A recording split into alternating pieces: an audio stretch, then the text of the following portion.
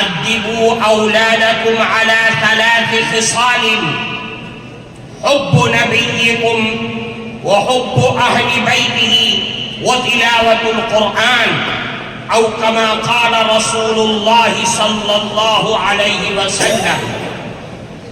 محترم صدر جلسہ، حضرات علماء کرام اور دور دراز سے آئے ہوئے ہمارے معزز بزرگوں اور عزیز دوستوں، جمعیت علماء ہند کے تمام اغراض و مقاصد کو اگر کسی سانچے میں ڈھالا جا سکتا ہے تو 3 چیزیں نکل کر کے سامنے آتی ہیں جس پر جمعیت علماء کی یہ بلند و بالا عمارت قائم ہے: نظام تعلیم اور نظام تبلیغ اور اصلاح معاشرہ۔ اصلاح معاشرہ جمعیت علماء کے بنیادی کاموں میں سے ایک کام ہے۔ آج پورے ملک سے لوگ آئے ہوئے یہاں پر بیٹھے ہوئے ہیں۔ حضرت صدر محترم کے حکم سے جمعیت علماء ہند کی طرف سے اصلاح معاشرہ کا نظام چلایا جاتا ہے۔ آج اس مستند اسٹیج سے آپ سب حضرات کو اصلاح معاشرہ کے سلسلے میں وہ بنیادی نقوش دیا جا رہا ہے کہ جس پر چل کر کے اصلاح معاشرہ اور ملک کے اندر پھیلنے والے ارتداد کی ساری لہریں ختم اور خاک میں مل سکتی ہیں۔ وہ بنیادی چیز یہ ہے کہ اصلاح معاشرہ سماج اور سوسائٹی کے اندر بھلائی اور بہترین نسل انسانیت پیدا ہونے کا واحد راستہ یہ ہے کہ ہم سب مل کر کے اپنی اولاد کی صحیح اور شرعی اعتبار سے تعلیم اور تربیت کریں۔ اگر ہم اپنی اولاد کی تربیت صحیح انداز میں کریں گے تو یاد رکھیے سماج میں پھیلنے والی تمام خرابیاں وہ سب کے سب ختم ہو جائیں گی۔ اللہ کے نبی جناب رسول اللہ صلی اللہ علیہ وسلم نے ارشاد فرمایا: ادبوا اولادکم علی 3 خصال۔ اے لوگوں، اپنی اولاد کی تربیت کرو اور 3 عادتوں کی طرف متوجہ کرو اور 3 عادتیں ان کے اندر پیدا کرو۔ سب سے پہلی چیز یہ ہے کہ اللہ کے نبی نے فرمایا اپنی اولاد کے دلوں میں، ان کے ذہنوں میں، ان کے رگ و ریشے کے اندر بچپن ہی سے رسول اللہ کی محبت پیدا کر دو، اللہ کے نبی کی محبت پیدا کرو اور اپنی اولاد کو بتلا دو کہ سب کچھ لٹ سکتا ہے، سب کچھ کر ساری چیزوں کا سودا کیا جا سکتا ہے، لیکن رسول اللہ کی محبت کا سودا ہر چیز نہیں کیا جا سکتا ہے۔ اللہ کے نبی کی محبت، اور یہ بچوں کے دل و دماغ میں اس چیز کو بٹھا دو کہ رسول اللہ کی محبت ہمارے ایمان کی معراج ہے، کمال ایمان کا مدار رسول اللہ کی محبت پر ہے۔ میرے بھائیوں، اللہ کی نبی کی محبت دنیا اور آخرت کی دولت ہے۔ میں آپ کے سامنے ایک اللہ کے نبی کی حدیث پیش کرتا ہوں۔ ترمذی شریف کے اندر روایت ہے، ایک صاحب، ایک گاؤں کے ایک صاحب، ایک صحابی اللہ کے نبی کے پاس آئے اور فرمایا: اے اللہ کے نبی، متی الساعہ، قیامت کب آئے گی؟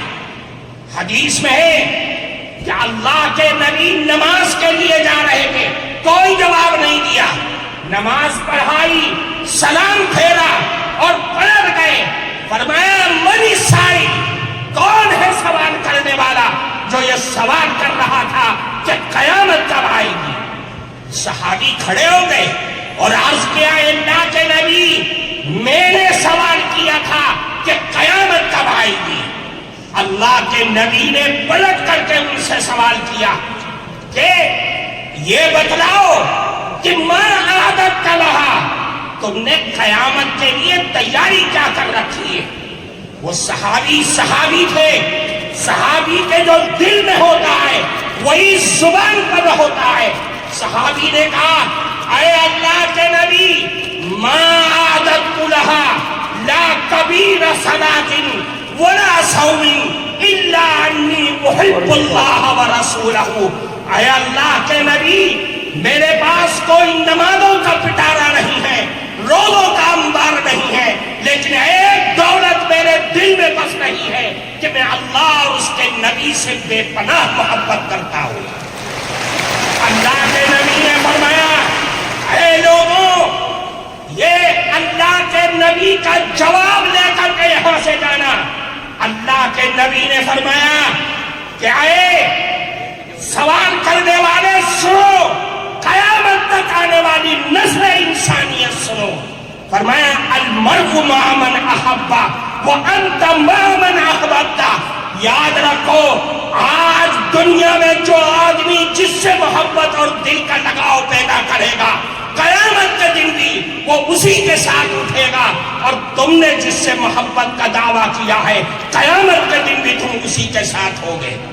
اس حدیث کے راوی حضرت انس رضی اللہ تعالی عنہ فرماتے صحابہ کرام اس جملے کو سن کر اتنا خوش ہوئے کہ میں نے اسلام کی زندگی میں کبھی بھی صحابہ کرام کو اتنا خوش ہوتے ہوئے نہیں دیکھا تھا.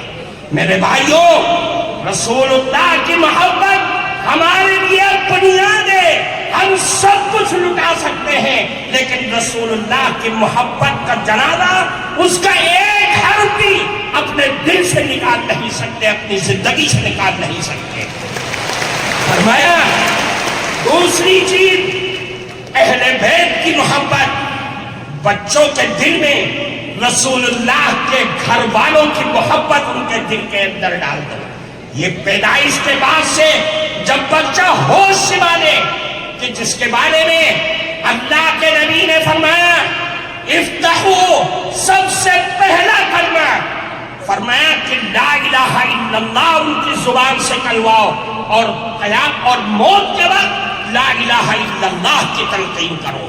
پھر فرمایا آخری چیز وہ تلاوت القرآن الکریم, قرآن کریم کی تلاوت, قرآن کریم کے الفاظ سے محبت, قرآن کے حلال کو حلال اور قرآن کے حرام کو حرام اپنے بچوں کی زندگی کے اندر بھر دو کہ میرا قرآن, میرا اللہ مجھے یہ کہتا ہے, مجھے اس بات کی دعوت دیتا ہے. میرے بھائیوں, قرآن ہماری زندگی کا دستور ہے, قرآن ہمارا آئین ہے, آئین شریعت ہے. قرآن کو لازم پکڑنا ہوگا. یہ جمعیت علماء کے اسٹیج سے آپ کو دعوت دی جا رہی ہے. اللہ کے نبی نے فرمایا الا انہا ستکون فتنہ, اے لوگوں آگاہ ہو جاؤ, فتنے آئیں گے, آزمائشیں آئیں گی, بلائیں آئیں گی, دنیا کی بھی آئیں گی اور آسمانی بھی آئیں گی. صحابہ کے کلیجے ہل گئے. فرمایا اللہ کے نبی من مخرج منہا یا رسول اللہ, ان فتنوں سے نکلنے کا راستہ کیا ہوگا؟ اللہ کے نبی نے فرمایا کہ قرآن ہے, قرآن ہے جو فیہ نبأ من کان قبلکم وخبر ما بعدکم وحکم ما بینکم. یہ قرآن ہے جس میں تمہارے پچھلے لوگوں کے حالات کی بھی اطلاع ہے, تمہارے بعد میں آنے والے لوگوں کی بھی خبر ہے, اور تمہارے جھگڑوں کا فیصلہ بھی اسی قرآن میں موجود ہے. اس لیے میرے بھائیوں قرآن پکڑو, حالات کو سدھارو. یہ مسائل, یہ الجھنیں, یہ پریشانیاں یہ ہمارے آفتوں اور مصیبتوں کی وجہ سے آ رہی ہے. میں آپ کو ایک بات کی طرف توجہ کر کے میں بات کو ختم کرتا ہوں. آج تک ہم روتے تھے, ہمارے بڑے پریشان تھے کہ دنیا نشہ کر رہی ہے, دنیا سٹے اور جوئے کھیل رہی ہے. آج جو سب سے زیادہ حالات ہیں وہ سود کی بیماری ہمارے اندر جنم لیتی جا رہی ہے. اور سود بھی کیسا؟ بینک کا سود نہیں, ساہوکاروں کا سود نہیں, بنیاؤں کا سود نہیں, وہ बंधन बैंक वो जगह जगह गांव और देहातों में जहां सूद और कर्ज देने वाले वो चोर बैठे हुए हैं जो सिर्फ औरतों की आईडी पर औरतों को ही देते हैं, उनके नुमाइंदे औरतें हैं। हमारे मर्द घरों में बैठे हुए सो रहे हैं। मेरा कौन सा कलेजा है, कौन सा हमारा दिल है जो इस बात पर राजी होता है कि मेरी जवान बेटी, मेरी जवान माँ, मेरी जवान लड़की उन खैरों के ऑफिसों में जाकर के कर्ज लेकर के आती है और मैं सारे हफ्ते उस कर्ज की किस्त चुकाने में लग जाता हूँ। मेरी औरतें बेगाना हो गई, बीवी मेरी है लेकिन उसके आशीषों में वक्त गुजार रही है। हमारी सोच और फिक्र पर लानत है ऐसी। इसलिए मेरे भाइयों, सोचो और सूद से निकल करके बाहर आओ। इस्लाह माशरा को हर गांव, हर गली, हर मस्जिद के हल्के में इसको परवान चढ़ाओ ताकि मेरी कौम इन लानतों से बाहर आ सके।